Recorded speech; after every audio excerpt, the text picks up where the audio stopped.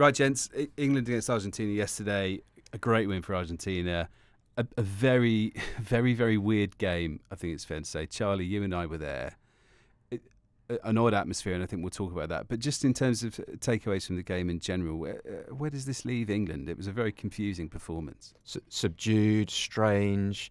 Yeah, really odd. And just kind of the most worrying thing is that there are recurring themes. So they used up a lot of energy ahead of the 22, getting into the 22. They had a lot more possession than I think they even anticipated. We spoke before about how I thought that because of the key strength of Argentina has been that breakdown disruption, soaking up pressure and then firing into breakdowns. And it was a perfect day to do that.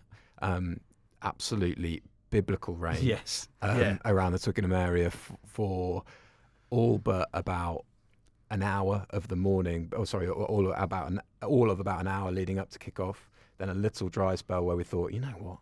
Maybe, and then it bucketed down again till about just before half time. Some of us took sunglasses, I should add, for what was at one point and then really blinding sunshine. And then really smugly asked if I had mine, which I didn't.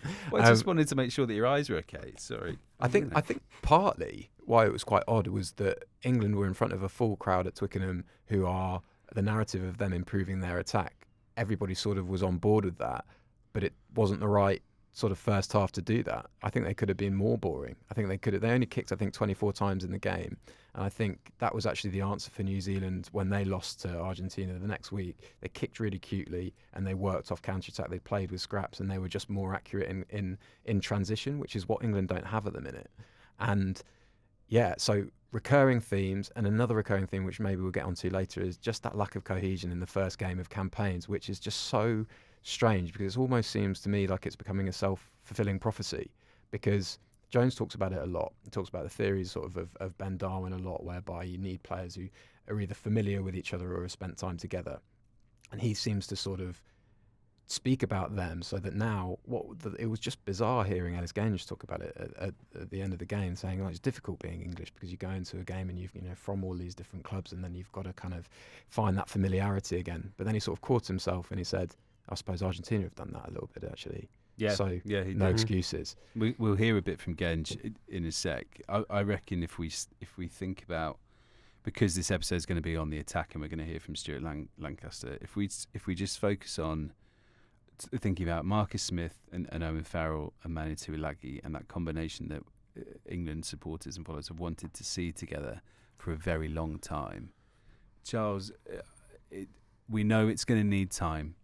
And because they haven't had a lot of time together, and they only had a few training sessions together, but it didn't seem very natural, did it? No, it didn't, and we barely saw Manu ball in hand. I don't think I think you can count on one, maybe two hands the amount of times he touched the ball.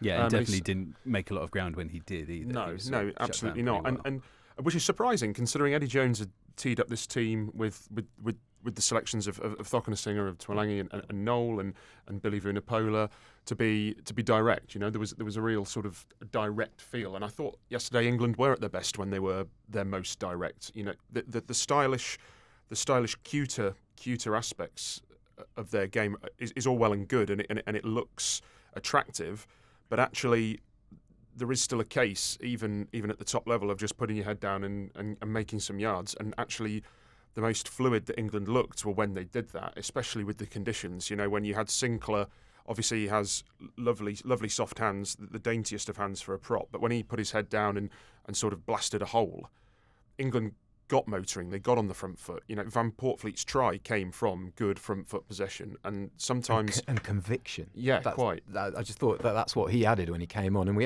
had teed this up the last week's podcast when all of us kind of picked Jack Van Poortvliet to start at 9, didn't we? I think overriding strength of his is utter conviction, and that's what made you just not worried at all about his emergence in Australia as a scrum half, because he just exudes that self-belief. And that, I mean, as far as sporting symbolism goes, Ben Youngs was mixed. He had some good moments, kind of watching the tape back. But for Jack Van Poortvliet to arrive and then inject that conviction and that pace straight away, and just taking that gap when it's Gonzalez, I think, who just doubles under the ruck and he just sees that.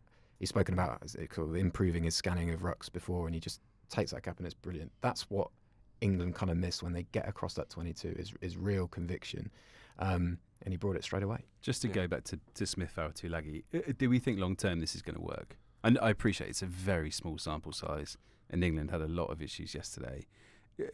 Can you get Smith and Farrell in that midfield together? I think it's an interesting option to have during a game. And I think yesterday showed enough of that, actually. So, really nice strike move, 50 minutes, written down the sort of the brighter spots of what England did in attack. And in the 50th minute, first phase shape, Farrell at first receiver, starts with Thokinasinger on his left and Manu Tuilagi cutting a really hard line on his right with Marcus Smith out the back. Thokinasinger fades around Farrell to arrive on his right, and that obviously with a lot of attention on Tuilagi, that gives Thokinasinger a one-on-one, and he brushes off Matera, a huge line break. That's one of the sort of the brighter spots. Then, ironically enough, the Pumas kind of regroup, absorb the pressure, and it's from that Santiago Carreras' interception try comes, because England have been pushed so far back from that initially promising start.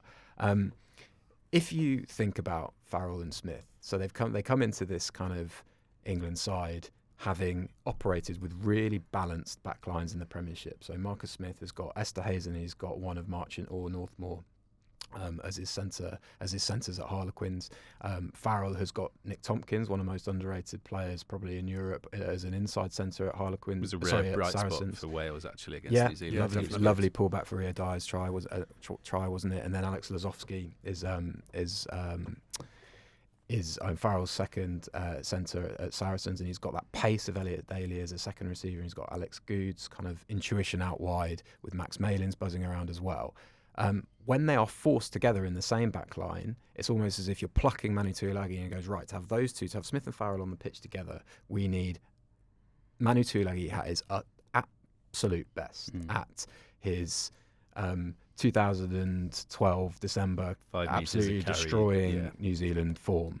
That hasn't been around for a while, although he kind of found a little bit of that at the 2019 World Cup. So effectively, what you need with Farrell and Smith, the theory works, is what I'm trying to say. The theory sounds good on paper, and you would want maybe that to be a fallback during a game.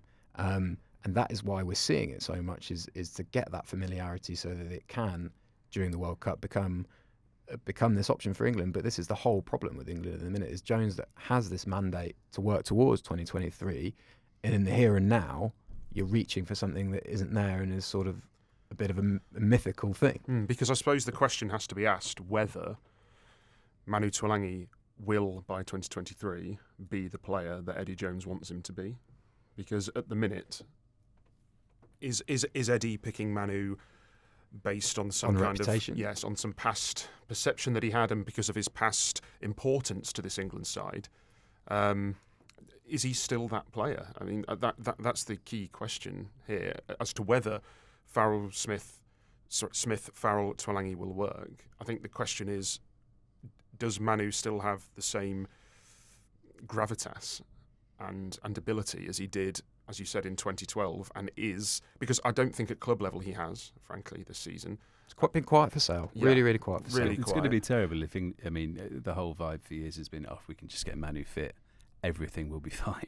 And if he is now fit, it's not going to be fine. Then that does make you think, the World Cup is very close, and you've sort of been waiting for this for a while. Because he's been plagued by injuries lots, but whenever he's come back, whenever he's been picked again, he has looked to the Manu born. When he's been back at international level, he's looked to the Manu born. To the Manu born, yeah. Very good. He's looked very dangerous. And he's shown at least sparks of his potential. He would come on, he'd fend someone at 13, or he'd obliterate someone in the tackle. I mean, I know he put a big shot in yesterday, but ball in hand, he was very, very quiet. And I don't think Moroni was particularly troubled by him at all in that outside centre channel yesterday.